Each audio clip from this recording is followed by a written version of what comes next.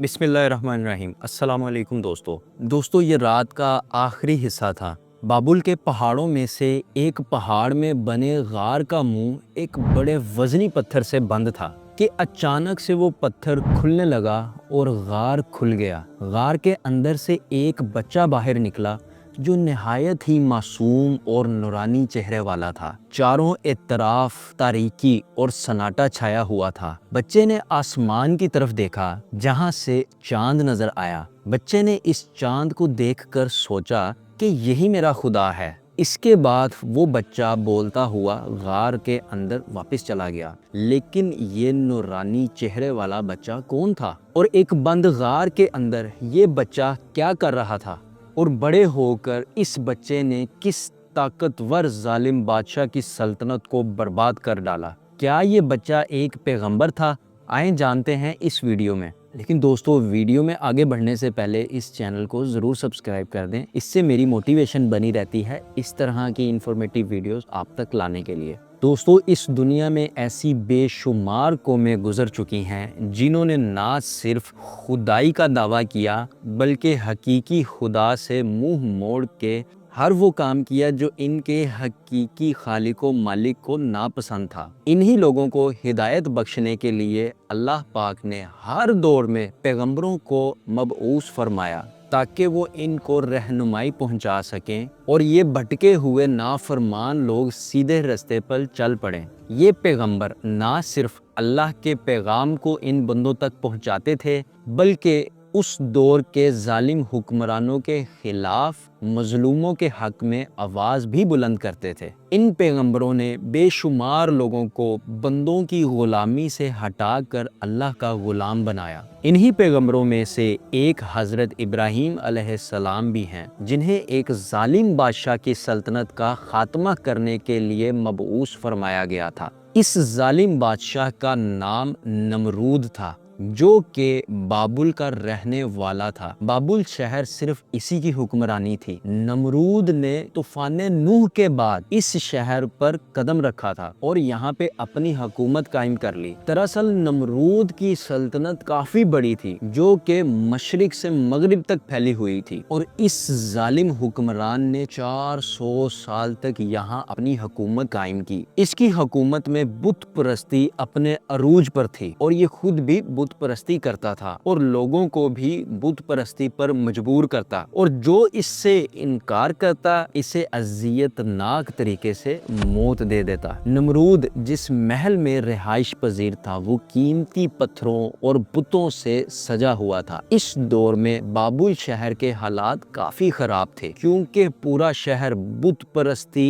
के शर से घेरा हुआ था। हर छोटा बड़ा सूद के लेन देन में माहिर था और हर तरफ, हर शहर में, हर गली में इंसानों से ज्यादा बुत मौजूद थे। यहाँ तक कि चांद परस्ती और सितारा परस्ती भी आम थी। हर रोज रात के वक्त मर्दों की महफिल जमाई जाती, जहाँ हर नई से नई औरत अपने आप को मर्दों के आगे पेश करती। लोगों को शिर्क में डूबता देखकर नमरूद ने फायदा उठाया और खुद को खुदा भी कहलवाने लग गया। जब इस जालिम हुक्मरान की सरकशी हद से बढ़ गई तो अल्लाह पाक ने इसकी पकड़ करने का इरादा कर लिया। अब दोस्तों, ये सन 2160 कबल अज मसीह का दौर था कि एक रात नमरूद अपने आलीशान महल के एक शानदार कमरे में गहरी नींद सो रहा था कि इसे एक ख्वाब आया जिसमें इसने देखा कि आसमान पर एक रोशन सितारा नमूदार होता है, जिसकी रोशनी से चांद और बाकी सितारों की रोशनी भी मांद पड़ जाती है। ये ख्वाब देखकर नमरूद अचानक से नींद से बेदार हुआ और इस ख्वाब को लेकर बेहद परेशान हुआ। सुबह होते ही इसने शहर के बड़े बड़े नजूमियों को अपने दरबार में बुला लिया और परेशानी की हालत में अपना ख्वाब सुनाते हुए इनसे कहने लगा कि मुझे लगता है कि इस ख्वाब में कोई इशारा मौजूद है। अब ये ख्वाब सुनकर सभी नजूमी कुछ देर के लिए खामोश रहे और फिर कुछ देर बाद सबसे बड़ा नजूमी बोला, अनकरीब एक ऐसा बच्चा पैदा होने वाला है जो तुम्हारी सल्तनत के जवाल का सबब बनेगा और लोगों को तुम्हारी खुदाई से हटाकर वो अपने खुदा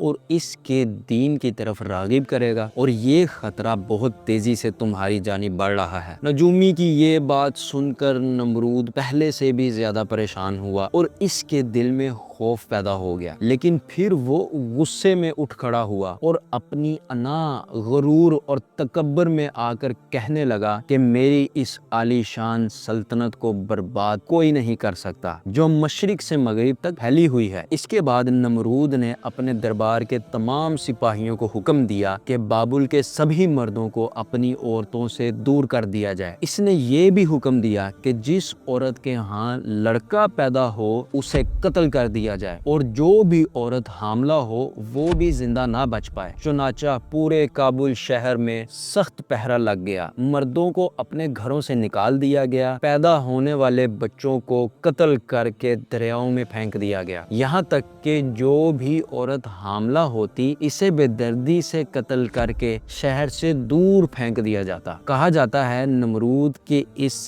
ظلم والے دور میں اس کی سلطنت میں 1,00,000 سے زائد بچوں کا خون بہایا گیا تھا۔ نمرود کا خیال تھا کہ وہ یہ سب کر کے اللہ کی مخلوق کو پیدا ہونے سے روک سکتا ہے، لیکن یہ اس کی جہالت اور ناعقلی تھی۔ دوستو، اس وقت بابل شہر کے قریب ایک شخص رہتا تھا جس کا نام آزر تھا اور اس کی بیوی بھی اس وقت امید سے تھی جس کا نام نونا تھا۔ جب نونا کو نمرود کے اس حکم کے بارے میں پتہ چلا تو وہ بے حد پریشان ہوئی، مگر اللہ کی طرف سے نونا کے ساتھ ایک معجزہ ہوا کہ جب انہیں حمل ٹھہرا تو وہ ظاہر نہ ہوا، یعنی انہیں دیکھ کر یہ کوئی بھی اندازہ نہیں لگا سکتا تھا کہ وہ ایک بچے کو جنم دینے والی ہیں، اور بے شک اللہ ایسا کرنے پہ قادر ہے۔ وقت اسی طرح گزرتا رہا اور جب پیدائش کا وقت قریب آیا تو ان کے شوہر آزر نے بابل کے پہاڑوں کے بیچ ایک خفیہ غار تلاش کیا اور پھر ایک رات اپنی بیوی نونا کو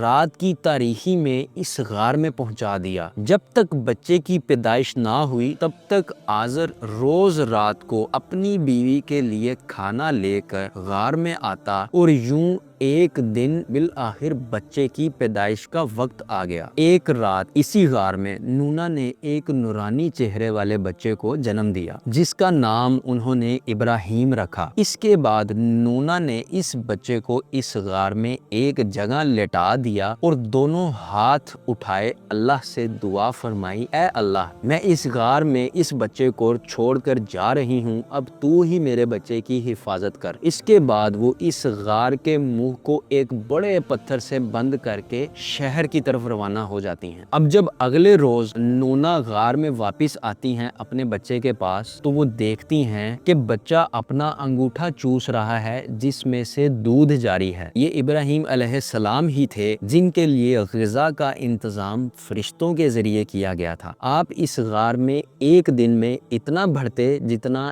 ایک بچہ ایک مہینے میں بڑھتا ہے۔ آپ کی والدہ روزانہ رات کے اندھیرے میں آپ کو دیکھنے آتی اور یوں دیکھتے ہی دیکھتے آپ 2 سال کے ہو گئے۔ اللہ کی طرف سے ایک اور معجزہ تھا کہ صرف 2 سال کی عمر میں ہی آپ علیہ السلام نہ صرف تندرست تھے بلکہ باتیں بھی کرتے تھے۔ 7 سال تک حضرت ابراہیم علیہ السلام نے اسی غار میں پناہ لی۔ اس دوران آپ کی والدہ نے بہترین تربیت کی اور آپ کو پیغمبروں کی باتیں بتائیں، مگر انہیں کیا معلوم تھا کہ جس بچے کو وہ پیغمبروں کی باتیں بتا رہی ہیں وہ خود ایک پیغمبر ہے۔ سبحان اللہ۔ اب اس وقت تک حضرت ابراہیم علیہ السلام اپنی والدہ سے اکثر اعتراض کرتے تھے کہ اماں جان مجھے بھی شہر کی طرف لے کر جائیں، لیکن ان کی والدہ نونا ہمیشہ ان سے یہی کہتی تھی کہ شہر میں آپ کی جان کو خطرہ ہے۔ دوستو، روایت میں آتا ہے کہ ایک روز حضرت ابراہیم علیہ السلام رات کی تاریکی میں اس غار سے باہر نکلے۔ پہلی بار تھا کہ آپ نے اس خوبصورت دنیا کے نظارے کیے۔ باہر نکلتے ہی آپ کی نظر کھلے آسمان پر پڑی جہاں چاند ستارے جگمگا رہے تھے۔ آسمان پر آپ کو ایک روشن ستارہ نظر آیا جسے دیکھ کر